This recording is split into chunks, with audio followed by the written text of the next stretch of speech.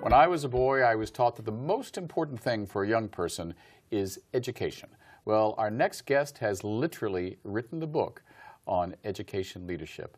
Welcome, my friend and colleague, Dr. Raymond Isola. How are you? Good. Thank you so much for having me here, David. It seems like a long time since we met when you were principal of Sanchez School. Correct. And I remember meeting your students and seeing how special they were and how much they admired you.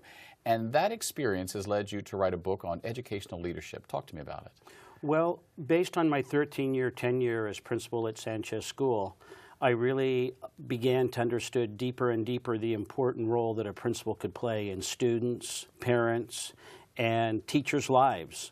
And so I wanted to delve into that further, and I have a colleague from the University of Toronto in Canada. So he and I co-wrote this book. It's a book on both the practice of the day-to-day operations of a school and then connecting it to larger bodies of research that really promote student learning. So what is the key to building a relationship that serves both student and educator? Because education leadership is not just about how it impacts the students, it's about how it impacts the faculty and teachers. Exactly. You know, that's a very critical role, and it's like you're facilitating relationships and human relationships. The idea of starting with the child and the parent and understanding that relationship and that dynamic, and then extending that larger extended family to the faculty and the broader, not only the classroom teacher, who is essential, but also other coaches and custodians and cafeteria workers and people working within the school, the secretary of the school. For example, at Sanchez School, the secretary of the school had her children attending the school, and I always like to promote the secretary of the school had her children attending the school.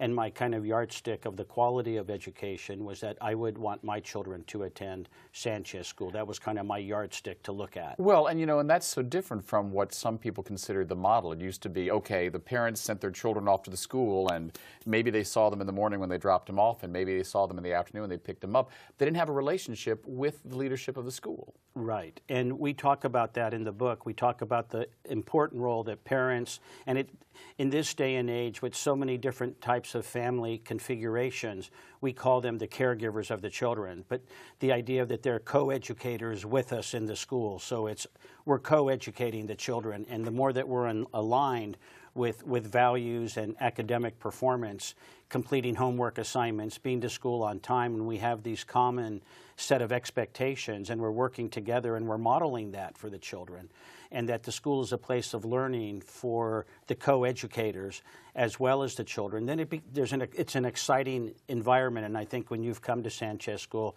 you picked up on that it was an exciting place, not only for children, but for adults. Every day, I would say, when I walked into the school, I wanted to be a learner, and I wanted to learn from the children and my colleagues and the parents from the school. Yeah, it was very special, and your experiences there, I mean, led to a lot of kudos for you and the school, and it led to this book. And the title of the book is? The title of the book is Shared Leadership and Urban Education Reform, the Story of Sanchez School. So it really comes out of this idea of a 13-year tenure with a pretty challenging student population, but we outperformed the average elementary school according to standardized test scores, but it's kind of a measure that everybody is looking at. The national government, the state government, local governments are looking at that. Right. We outperformed the average elementary school more than 2 times, but yet with the demographics of the school, 60% of the students learning English as a second language, 80% coming from free and reduced lunch, low-income families, and 25% with learning disabilities. So with that kind of demographic, you wouldn't expect these kind of academic achievement results. Right, in a sense. I mean, not to be cliched about it, but you wouldn't have expected Sanchez School to this was not a rich, privately funded institution. This was a public school in San Francisco's Mission District with a challenging population. Exactly. We've got about 2 minutes left. Talk to me about what the lessons learned at Sanchez could do to our current environment when we have a challenging federal administration, I think, to be fair, and a director of education who, you know, on the face of it, wouldn't be terribly supportive of a Sanchez school. Right. What we're really pointing to is there's 8 chapters in the book. And each chapter of the book characterizes an effective element of what's promoting effective schools throughout. It could be a public school, a private school, a charter school, a voucher school.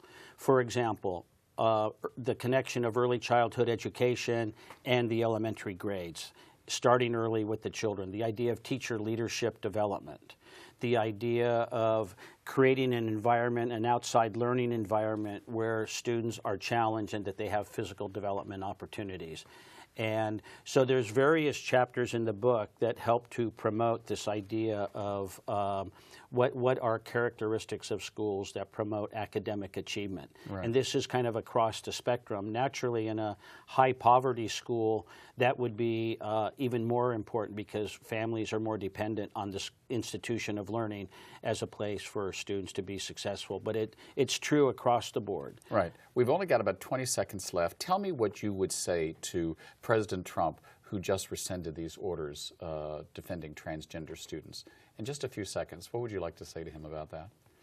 I think that, our public schools, our education system needs to be an inclusive place where all children from all walks of life feel included. And this is a very exclusive approach to it. So it's alienating a certain segment of our student population that is not feeling welcome in American society. Well, hopefully we'll get a copy of the book to President Trump and Secretary DeVos. Thank you so much, David. Thanks, Raymond, for being with us. Here. We've been speaking with Dr. Raymond Isola, a leadership and education, and we didn't get a chance to talk about it, but like me, an Italophile. We'll have him back to talk about his experiences in Italy. I'm David Perry. Thanks for watching 10%.